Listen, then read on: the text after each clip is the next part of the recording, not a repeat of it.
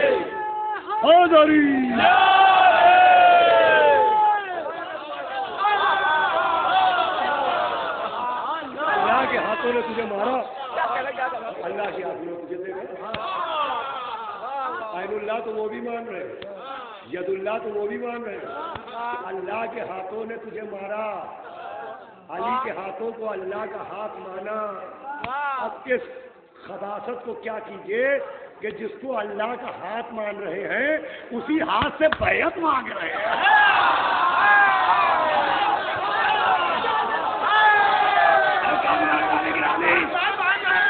اب علی سے بیعت مانگنے کی کوشش نہیں کی گئی، اللہ سے بیعت مانگنے کی کوشش کی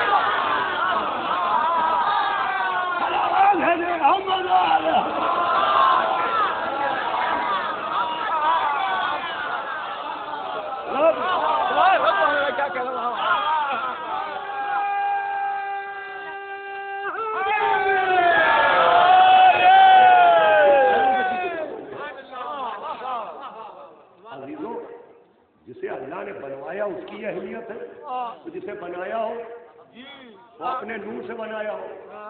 شہزادی کا ذکر آ گیا، معصوم نے فرمایا کہ ظلمت ہی ظلمت تھی، نور تھا ہی نہیں، روشنی تھی ہی نہیں، کہ فرشتوں نے کہا پالنے والے یہ ظلمت مٹ جائے، تو اللہ نے انہیں جناب سیدہ کے نور کا مشاہدہ کروایا. 8ویں امام سے پوچھا گیا کہ آپ کی دادی کا نام زہرا کیوں ہے؟ زہرا کیوں ہے؟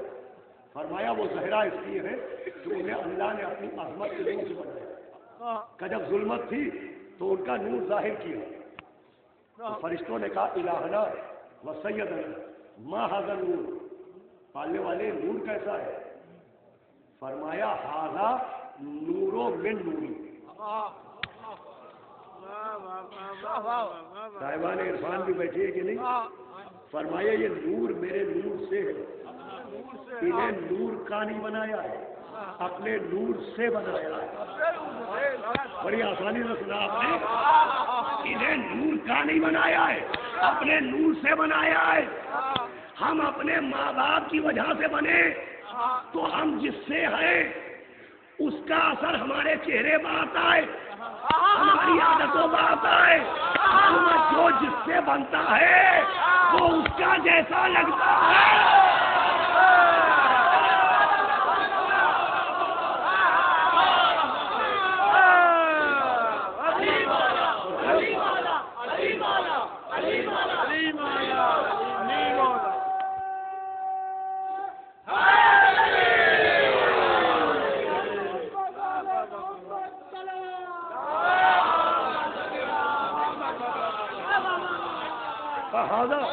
نوروں میں نوری، یہ رشتہ دار ہونے کی وجہ سے نہیں ہے کہ اس کے نور سے بنے، ان کا نور میرے نور سے ہے.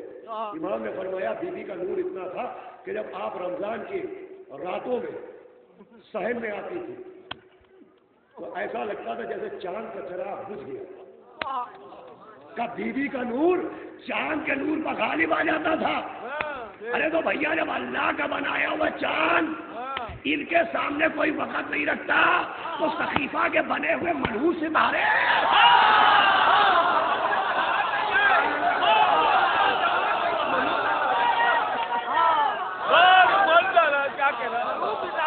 بھیجا محمد اور کیجیے آدھا نور میرے نور سے حقدار محبت رشتہ دار ہونے کی وجہ سے نہیں، حقدار محبت اس لیے ہے کہ انہیں اللہ نے اپنے نور سے بنایا. یہ رشتوں کی وجہ سے محترم نہیں ہے، رشتے ان کی وجہ سے محترم. بس آج کی گفتگو کو سمیٹ رہا ہوں، بہت ساتھ دیا آپ نے آج اس تک منزل میں کہ رشتے ان کی وجہ سے محترم ہے، کہ جو ان سے منسوب ہو جائے وہ محترم ہو جائے. تسبیح ہے سیدہ، سیدہ کی تسبیح، سیدہ تسبیح کی وجہ سے محترم نہیں ہے، تسبیح سیدہ کی وجہ سے محترم. اچھا جناب فضہ سے تو کوئی رشتہ داری نہیں تھی، فضہ کیوں محترم ہو گئی؟ کوئی رشتہ تھا فضہ سے؟ ایسی محترم ہوئی کہ سورہ دہر میں 3 مرتبہ نمایا. ان کی کنیز کا نام 3 بار قرآن میں ہے. ان کی کنیز کا نام 3 بار قرآن میں ہے. قرآن میں 3 نام ہیں سورہ دہر میں، تینوں فضہ کے. فضہ ان کی وجہ سے محترم ہے. سیدہ کی کنیز ایسی محترم، بس آخری منزل ہے کہ چلی جا رہی ہے حج کے لیے. ایک شخص کہتا ہے میں نے دیکھا ایک ضعیف بیوی ایک اونٹ کے اوپر بیٹھی ہے اور بہت زیادہ ضعیف ہے، کمزور ہے. وہ کہتا ہے میں آگے بڑھا اور میں نے پوچھا کہاں جا رہی ہے؟ تو اس نے اپنی زبان میں کچھ نہیں کہا، مجھے قرآن کی وہ آیت سنائی جس کا مطلب یہ ہے کہ کسی سے گفتگو کرنا ہو تو پہلے سلام کرو پھر کلام کرو. کہ پہلے سلام کرو پھر کلام کرو. وہ کہتا ہے میں نے سلام کیا، میں نے پوچھا کہاں جا رہی ہو؟ تو انہوں نے آیت حج سنائی. کہاں سے آ رہی ہو؟ کہ قرآن کی آیت سنائی. کہ اکیلی ہو کہ کوئی ساتھ میں ہے؟ کہ کا بیٹوں کا تذکرہ کیا. میں نے پوچھا بیٹوں کے نام کیا ہے؟ تو قرآن کی 4 آیتیں سنائی جن میں 4 نبیوں کے نام تھے. کون کس کی وجہ سے محترم؟ یہ رشتوں کی وجہ سے محترم نہیں ہے, رشتے ان کی وجہ سے محترم ہے کہ فضا جب بولی تو قرآن کے لہجے میں بولی. یہ قوت گویائی ایک نعمت ہے. اب توجہ سنیے گا, آخری منزل ہے. اور اللہ جب انسان کو دنیا میں بھیجتا ہے تو 2 نعمتیں دے کے بھیجتا ہے. سورہ دہر یاد ہے آپ کو؟ بسم اللہ الرحمن الرحیم. اللہ تعالیٰ الانسان حین من الدہر لم یکن شیئا مذکورا, کہ وہ وقت یاد دلاؤ اس انسان کو کہ اس انسان کی کوئی حیثیت ہی نہ تھی. انا خلقنا الانسان من نطفۃ امشاج نبتلیہ, ہم نے اس انسان کو نطفے سے بنایا. فجعلناہ سمیعا بصیرا, ہم نے اسے سمیع بنایا, ہم نے اسے بصیر بنایا. سمیع کا مطلب, اب توجہ رکھیے گا, سمیع کا مطلب ہے سننے والا, بصیر کا مطلب دیکھنے والا. انسان کا ذکر ہو رہا ہے کہ ہم نے اس انسان کو نطفے سے بنایا. وہ اسے 2 طاقتیں دے کے بھیجی, ایک سننے کی طاقت دی, ایک دیکھنے کی طاقت دی. یہ کون سا انسان ہے جو نطفے سے بنا؟ بولنے کا ذکر نہیں ہوا. اس کا مطلب جو دیکھتا ہوا ہے اور سنتا ہوا ہے وہ نطفے سے ہے. مگر کوئی آتے ہی بولنے لگے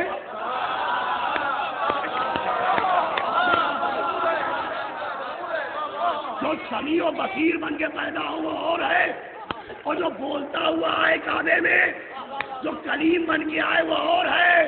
ارے جو سنتا ہوا دیکھتا ہوا آئے وہ نطفے والا ہے, جو بولتا ہوا آئے وہ